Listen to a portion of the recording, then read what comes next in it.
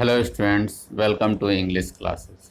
इस वीडियो में जो है हम लोग टेंस को आगे बढ़ाएंगे और इससे पहले जो है सिंपल प्रेजेंट टेंस का एक वीडियो दिया जा चुका है जिसमें हम लोग अच्छी तरह से जान चुके हैं कि सिंपल प्रेजेंट टेंस का क्या स्ट्रक्चर है, किस तरह से सेंटेंसेस बनाया जाता है। अब हम लोग जो है इसको आगे बढ़ाते हैं और अगला जो है प्रेजेंट टेंस में प्रेजेंट कंटिन्यूअस टेंस आता है। तो प्रेजेंट कंटिन्यूअस टेंस का जो है ट्रांसलेशन मेथड्स में जो पहचान होगा वो होगा कि जिस वाक्य के अंत में रहा है, रही हो, रहा हूँ या रहे हो, अगर ये सब रहे तो वो जो है प्रेजेंट कंटिन्यूअस टेंस का टेंस कहलाता है। देखिए, एक चीज़ समझने की कोशिश कीजिएगा। इससे पहले जो है सिंपल प्रेजेंट टेंस में कहे थे कि जिस वाक्य के क्रिया के अंत में, ठीक ना, और इसमें कहा जा रहा है कि वाक्य के अंत में, यानी कि क्रिया के साथ में नहीं, वाक्य के अंत में रहा है, रही हो, रहा हूँ या फिर रहे हो, ये सब रहे तो वो प्रेजेंट कंटिन्यूअस टेंस का होगा।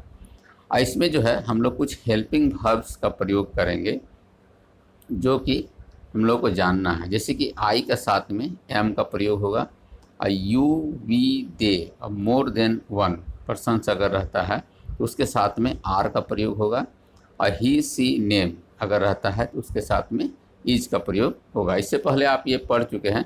हेल्पिंग वर्ब्स जो है पहला ही चैप्टर होता है करीब करीब, और इसमें जो है किस पर्सन्स के साथ में कौन सा हेल्पिंग वर्ब लगेगा इसको याद रखना है। तो सबसे पहले हम लोग जानते हैं कि इसका जो है सेंटेंस किस तरह का ये होता है। इसमें जो पहला सेंटेंस का प्रकार है वो है अफर्मेटिव सेंटेंस, जो कि सकारात्मक होगा। इसका जो स्ट्रक्चर है, स्ट्रक्चर को याद रखिए, सेंटेंस आसानी से बन जाएगा। इसका स्ट्रक्चर जो है सबसे पहले सब्जेक्ट आएगा, उसके बाद इज, एम, आर यहाँ बता ही दिए कि किस सब्जेक्ट के साथ में जो है कौन सा हेल्पिंग वर्ब लगेगा, यानी कि इज, एम, आर। उसके बाद जो है वर्ब का पहला रूप के साथ में जो है आईएनजी का प्रयोग होगा, और उसके बाद जो है ऑब्जेक्ट्स यूज होगा। जैसे कि हम लोग कुछ एग्जांपल्स देखते हैं। जैसे कि आई एम प्लेइंग क्रिकेट, देखिए प्ले के साथ में आईएनजी का प्रयोग हुआ है। उसके बाद है we are eating mango, eat के साथ ING. He is going to schools, go के साथ में आईएनजी। तो इसमें दो चीज़ नया आ रहा है, एक है ईजेएमआर का प्रयोग, और वर्ब के साथ में जो है वर्ब वन के साथ में जो है आईएनजी का प्रयोग। तो इस तरह से जो है पहला अफर्मेटिव सेंटेंस का जो है ये स्ट्रक्चर है। स्ट्रक्चर यही है कि subject plus is, am, are plus verb one के साथ में आईएनजी का प्रयोग, और उसके बाद जो है ऑब्जेक्ट। बहुत ही इजी है। इसके बाद है नेगेटिव सेंटेंस। नेगेटिव सेंटेंस जो है जिसमें नकारात्मकता का बोध होता है, ठीक ना। इसका जो स्ट्रक्चर है वो है सब्जेक्ट, उसके बाद इज, एम, आर, और उसके बाद जो है नॉट का प्रयोग होगा, फिर वही वर्ब वन के साथ में आईएनजी। देखिए, मॉडर्न समय में क्या हुआ है कि इंग्लिश में कुछ परिवर्तन आया है, ये भी जानना बहुत ज़रूरी है।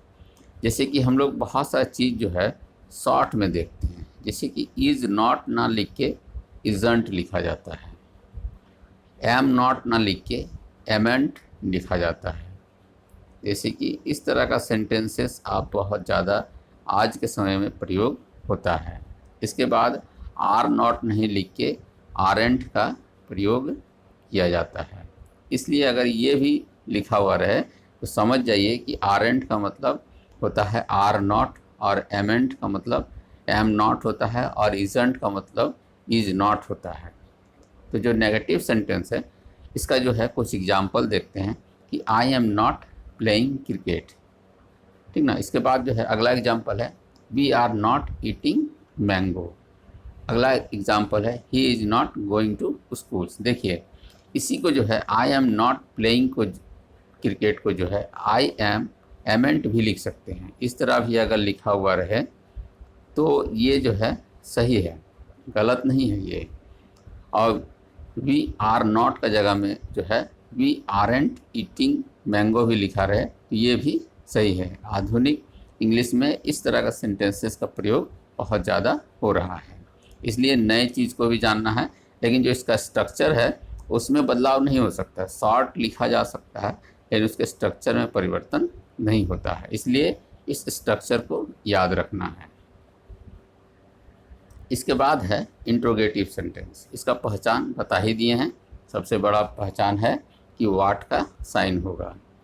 इसमें जो है इंट्रोगेटिव सेंटेंस में जो है जो हेल्पिंग वर्ब्स है वो पहले आएगा। इज एम आर पहले आएगा, उसके बाद सब्जेक्ट होगा, फिर वर्ब के वन के साथ में आईएनजी और फिर ऑब्जेक्ट। एग्जाम्पल है am I playing cricket, are we eating mango, is he going to schools. तो इस तरह से जो है इंट्रोगेटिव सेंटेंसेस बनाया जाता है। इसके बाद है कि इंट्रोगेटिव प्लस नेगेटिव, यानी कि प्रश्न भी होगा और नकारात्मकता का भी बोध होगा, यानी कि नॉट भी आएगा। तो इसका स्ट्रक्चर जो है इज एम आर पहले आएगा, उसके बाद नॉट, उसके बाद सब्जेक्ट और वर्ब वन के साथ में आईएनजी और फिर ऑब्जेक्ट आएगा।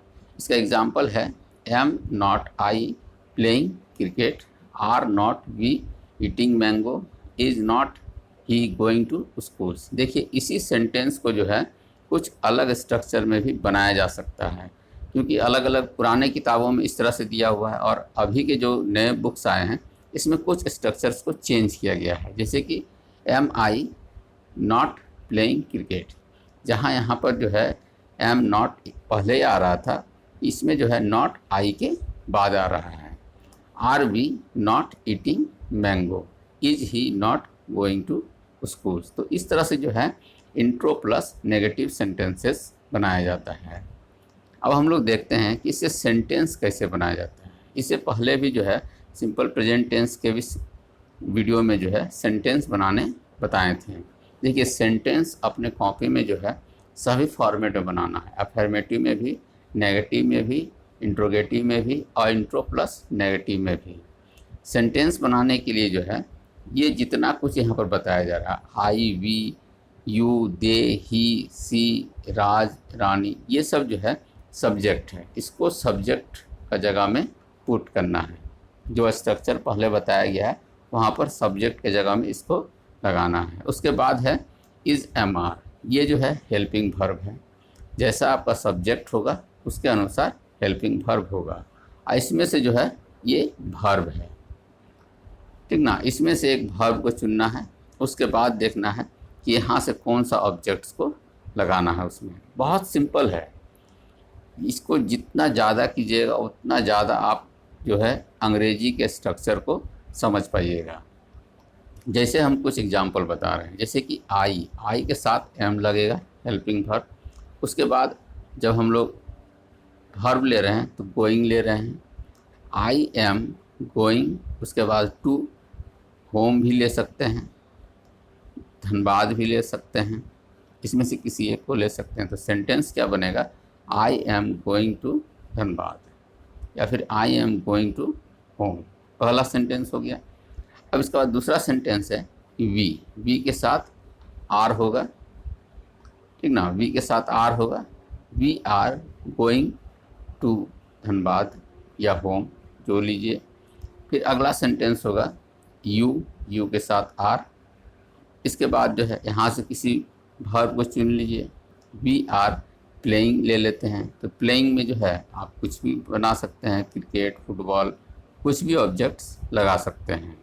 इसके बाद लेते हैं दे के साथ में आर लगेगा, दे आर ईटिंग, अगर यहाँ से लेते हैं तो वो क्या होगा, फूड लीजिए या फिर मैंगो लीजिए। तो ये है अफर्मेटिव सेंटेंस। अगर इसी को नेगेटिव बनाएंगे बहुत आसान है, आई एम नॉट के बाद जो है गोइंग टू धनबाद, नॉट लगा, बस यही है। इसी को जो है इंट्रोगेटिव जब बनाएंगे तो जस्ट जो है आई के साथ में एम लगता है तो एम को पहले लगाना है और उसके बाद सब्जेक्ट्स को, और यहाँ से एक वर्ब को पिकअप करना है और उसके बाद जो है ऑब्जेक्ट्स को लेना है। तो इसी तरह से जो है इतने ही सब्जेक्ट से जो है आपको सेंटेंसेस बनाना है। बार बार बनाइए। यहाँ पर लग रहा होगा कि बहुत इजी है, लेकिन जब आप स्ट्रक्चर्स को अच्छी तरह से जब आपके दिमाग में बैठ जाएगा तो इसके बाद जो बड़े सेंटेंसेस बनेंगे वो बहुत आसानी से बन जाएंगे। इसलिए जो है सेंटेंसेस ज़रूर बनाइए। Thank you.